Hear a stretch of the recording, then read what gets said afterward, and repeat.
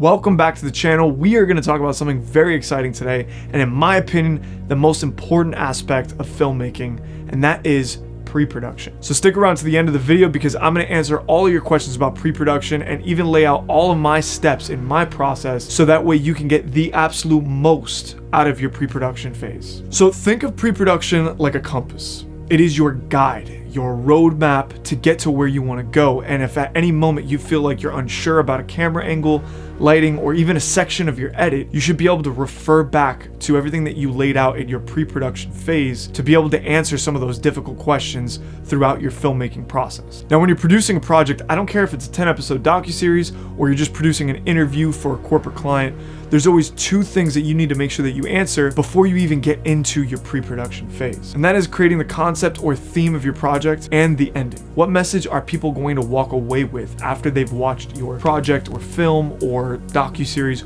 whatever it is that you're trying to do? I'm going to use my docuseries Law of the GOAT as an example. The concept is an underground MMA gym that is breeding world champions below the feet of the UFC. The ending that I plan to shoot is one of our main characters getting a title shot. Now, for the ending, sometimes you can't control the outcome, and that's okay, but what you should always do is make sure that you have a solid, concrete ending that you're working towards. You'll be able to answer all the questions leading up to that ending, and at least you're going towards a direction where you have a message that you want people to take away from your film. The next steps would be script, interview questions, mood board, storyboard, budgeting, shot list, and scheduling. And there's a very specific reason why I do it in that order, and I'm going to explain it to you guys as we move forward. If you just grab your camera, you show up to someone's house and you start filming, I guarantee you're going to waste about 90% of your time. Trust me, I've been there, I've done it. When I first started, I thought making documentaries was just showing up with a camera and just filming whatever happens during your day. And throughout the process, eventually you'll have an edit. And I learned pretty quickly there is no faster or better way to waste time and money during the production of your documentary. So what I do now before I even touch a camera is I put the whole story down on paper. I script every single word that the characters are gonna say, ideas for action shots that they're gonna perform, every single thing as if it was a movie. What this does is give me a guide on how to structure my interviews, B-roll shots that I need, and really what direction to take the story in. Obviously, it's a documentary and you have to give the characters free will to say whatever it is that they're going to say. Your script is going to be subject to change because it is a documentary, so you don't know exactly what's going to happen, but at the very least, you have guidelines and a structure to follow. That way you don't get lost during the filmmaking process. So after you have your entire story laid down on paper, take a look at what your characters are saying and ask yourself, what question would provoke a similar answer to what's on the script? For example, if you have your subject saying the sky was blue in your script, then you want to turn around and ask them, what color was the sky? Now, I do have a video that goes way more in depth about how to get better interviews, and if you guys want to check that video out, I'll leave the description in this link right here. How to organize interview questions, how to find out all the information that you need from a subject in order to get the best possible interview. The next step in my pre-production phase is creating a mood board. And this is probably my favorite part of pre-production. The mood board is where you figure out stylistically all of the inspiration for your film. And there's been so many times where I've been on set and I've referred back to my mood board for lighting or composition references. So be sure the references you decide to put down on your mood board are actually going to help you. Now, to create my mood board, storyboards, and even shot list, I use a software called Milanote. Milanote's an awesome tool. It's super intuitive. They have everything that you need in order to create all of your pre-production materials, so that way you could share it online with your team and everyone can be on the same page as you. So here's my entire board. I have character profiles, mood board, scene board, shot list, and music inspiration. Let's get into the mood board. As you can see, we're going for this greenish tint. We want to try to really give this grungy look to it. Here you can see I've made notes on things like camera angles. I really love this shot for a second or third angle for interviews. And then down here, I added a few more shot ideas that I knew I wanted, and I made a note about this neon look. Now, this came in handy because I literally remember looking back at this mood board while I was on set and adjusting the lighting as I was going to get this shot right here.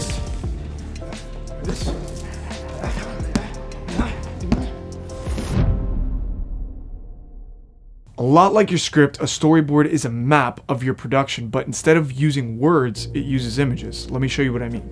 Going into our storyboard, you have the establishing shot of the gym and then wrapping their hands into a close-up of them hitting the bag, and then the wide shot, and then them running on the treadmill. And what this does is give you a really good idea of what to shoot while you're on set, but it also helps you understand what the final edit is going to look like. Now, the most important part is making sure that you chose shots that have similar composition that you're trying to achieve. So in case you feel lost on set, you have a good reference point to look back on and choose from. Now we're going to talk about one of the things that dictate everything about your production, and that is budget. What I try to do first is figure out what I'm working with. What is your budget? And be realistic. Is it $0? Is it $100,000? How much money can you allocate to your project? Now this is going to start to lay out how many team members you can afford to hire, the kind of equipment that you can use. Can you rent equipment? Can you buy equipment? Are you going to have a post-production team? Are you going to be the post-production team? The first thing that I do is figure out everything that I can do by myself. And then I start figuring out, what do I absolutely need a team for? Going back and looking at Law of the Goat, I knew that I needed a team for fights. I knew that I needed to have at least 3 to 5 cameras out there, and I needed to make sure that I had my team members. I needed to make sure that I rented all that equipment to provide each one of them with a camera, and make sure that I had good quality audio. And then when I have a final budget, I look at everything after I've squeezed everything as tight as possible. I look to see if I have any money left over, or maybe even places that I could actually cut in the budget. Every possible thing that I could save money on and do by myself, I did. Now there are a ton of ways to generate funding for your project, and I can show you guys how I generated $35,000 in sponsorship money for Law of the Goat. And if you guys are interested in me doing a video on that, drop them down in the comments below, and I will be sure to make that video for you guys. Shot list. Your shot list, if done correctly, should tell you exactly what to shoot on set. And the most important thing that you can do is make sure that you double and triple check your shot list, because this is what you're going to base your entire production day around. Now I've created this template shot list in Milanote, and as you can see, I'll have an example image and some important details like type of shot, focal length, and frame rate. Now I highly suggest, however you create your shot list, you should have at least these 3 details laid out so you have a snapshot view of what every shot needs. So we're on to scheduling. Man, believe it or not, this has been the toughest part for me, because when you're making a documentary, you're working within people's lives to try and schedule days to shoot with them. You're not working with paid actors who have to show up on set, and there's been countless amounts of times where people have canceled on me last minute, or they told me they needed to reschedule, or just straight up just not shown up to set.